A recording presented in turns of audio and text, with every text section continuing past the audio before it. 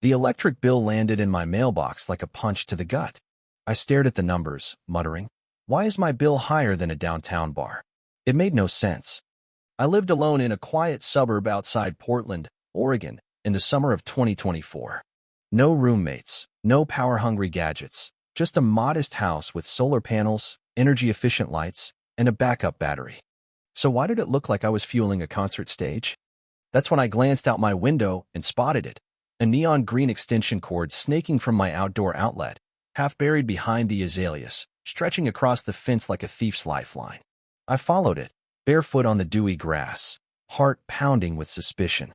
There, in her gaudy sun hat and paisley robe, stood Linda, the HOA president, sipping iced tea while her industrial fan and space heater hummed on her patio. She wasn't just stealing my electricity, she declared war. I'd moved to this neighborhood for tranquility. After retiring early from my job as a water systems engineer, I craved quiet mornings, clean air, and an escape from urban chaos. Drama was the last thing I wanted, especially from a neighborhood tyrant who treated her HOA title like a royal decree. Linda was infamous.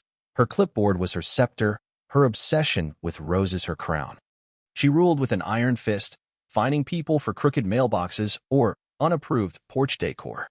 I'd stayed under her radar, paid my dues, and kept my peace until now. Instead of storming over, I checked the outlet's wiring.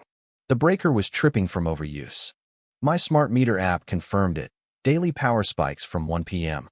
to 5 p.m., right when Linda lounged on her deck. I didn't confront her. I got strategic. I bought a motion-activated trail camera, hid it in a wooden birdhouse by the outlet, and waited. 3 days of footage revealed Linda's routine. She'd saunter over in garish yoga gear, plug in her cord like she owned my property, and strut back, texting with one hand, smoothie in the other. On day 3, she yelled to her husband, "Don't worry, we've got enough juice for the blender." A blender. My electricity was powering her margaritas. I was livid but mesmerized by her gall. When I finally caught her mid-plug, cord in hand, I kept my voice steady. "Linda, that's my outlet." She didn't flinch. "Oh, please, James. This faces the HOA's side yard community property. The board voted to share utilities for events." I blinked. "A vote?" She smirked. "Unofficial, but I'm president, so it counts." I warned her to stop or I'd call the city. She laughed, muttering about my wasted space, and walked off. That's when I realized she thought my outlet was her personal power tap. She was about to learn a brutal lesson. Here's what Linda didn't know. That outlet wasn't standard.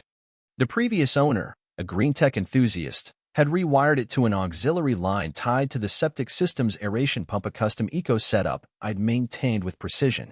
Heavy power draws could overload the line, triggering a backflow valve that released pressure into an overflow pipe. That pipe?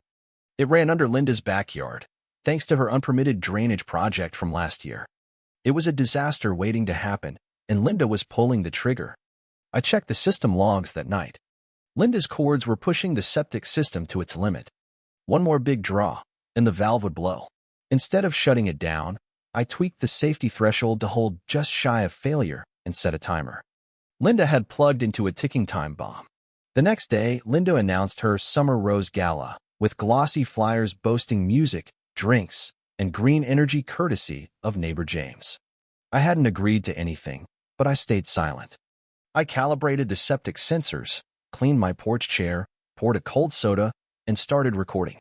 By 2 p.m., her party was in full swing, cords plugged in, speakers blaring, fans roaring. My app showed the countdown, 1 hour to pressure failure. I could stop it with a tap, but I didn't. Linda had chosen this path. The gala was a spectacle.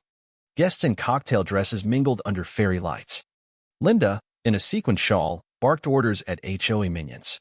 The green cord fed a tangle of splitters powering a margarita machine, a fog machine, and a guitarist strumming by the fire pit. Kids ran with slushies, adults swatted bugs. I sipped my soda, watching the app tick down. At 38 minutes, the septic pressure hit critical. Linda took the mic, gushing about James's generous outlet. The crowd clapped. I waved, smirking. At 15 minutes, the system beeped a warning, containment breach imminent. I didn't move. This wasn't revenge, it was consequence. At 2 minutes, Linda cranked the karaoke volume. The bass shook my ribs. Then, Silencia pregnant pause before disaster. A gurgle erupted from a metal cap under a party table. Guests froze. Brownish water sprayed across the tablecloth, soaking platters of shrimp.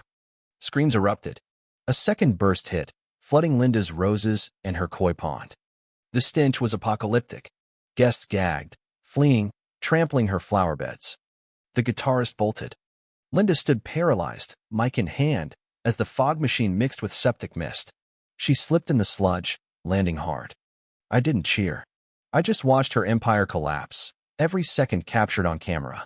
The aftermath was chaos. Plumbers cordoned off her yard. Linda, hosed off by her mortified husband, screamed about sabotage.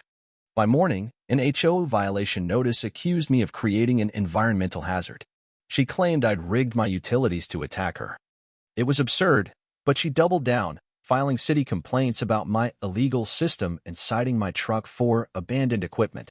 I documented everything: her citations, my permits, the footage. I wasn't just defending myself. I was building a fortress of evidence. Then Linda slipped again. Late one night, I caught her prying open my electrical box with a screwdriver. I lit her up with a flashlight. "What are you doing, Linda?" She stammered about safety checks, but my camera caught it all. I filed a police report, not for charges, but to tighten the noose. Neighbors started talking, sharing stories of Linda's fines and secret deals. Her grip was crumbling. Her final gambit was a flyer: the truth about the septic fiasco, painting me as a deranged loner. But the neighborhood wasn't buying it. Someone leaked my footage online, showing Linda's theft. Comments exploded. "She stole his power. Is that legal?"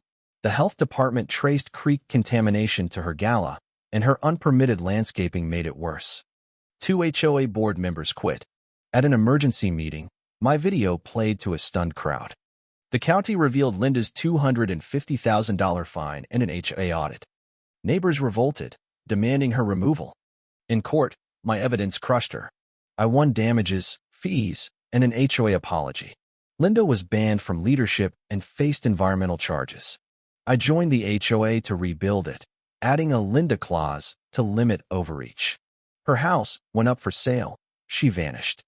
I upgraded my system, added a locked outlet box, and helped the neighborhood earn a green certification. We built a garden where her disaster unfolded, with a plaque: "Respect boundaries, electrical and otherwise."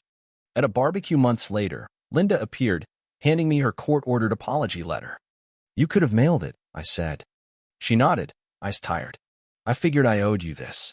I called after her. "Plug in again, and I'm wiring it to a skunk sprayer." She smiled faintly and left for good. The neighborhood healed. New owners moved into Linda's house, blissfully drama-free. Sitting on my porch, I looked at the locked outlet, a silent monument to ego's downfall. I'd fought with truth and a septic tank, and won. What would you do if your neighbor stole your power? Should HOA presidents face stricter oversight? Was I too harsh, or did Linda deserve it? Comment, like, and subscribe to join the debate.